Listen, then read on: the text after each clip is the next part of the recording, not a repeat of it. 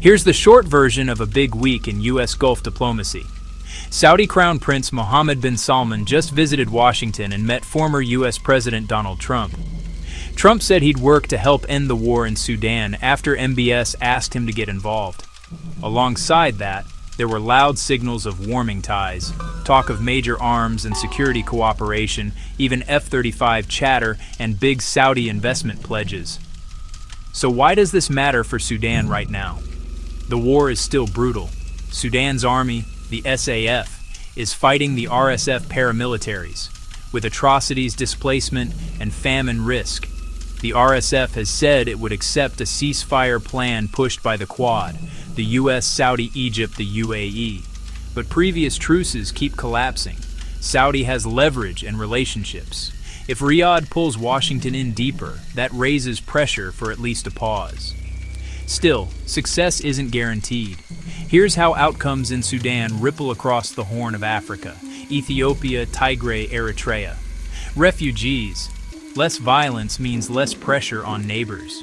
More fighting means more people fleeing into Ethiopia, Eritrea, and Chad, straining border regions. Proxies. The Sudan war is a theater for Gulf competition. If Saudi-led diplomacy cools things, great.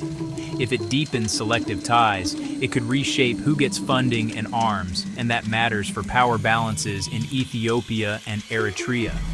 Ethiopia and Tigray. Ongoing Sudan. Instability fuels arms flows and distractions from Ethiopia's internal tensions. A Gulf-backed Sudan push could open space to broker other Horn disputes, but it can also tilt negotiations if patrons back specific factions. Eritrea, a tighter Saudi-US grip could limit covert maneuvers, or new patronage could embolden Asmara. 3 plausible scenarios. Best case, a real humanitarian truce, talks begin, aid access improves, and proxy heat cools. Middle case, a short ceasefire opens corridors, then fighting resumes. Worst case, ceasefires fail, atrocities escalate, refugees surge, and proxy splits harden across the Horn. What to watch? Does the SAF accept and actually implement the ceasefire? Do the US and Saudi roll out concrete sticks and carrots? Sanctions? Funding leverage? Monitoring? Are aid convoys moving? And are border crossings stabilizing? Do Gulf arms or cash flows spike?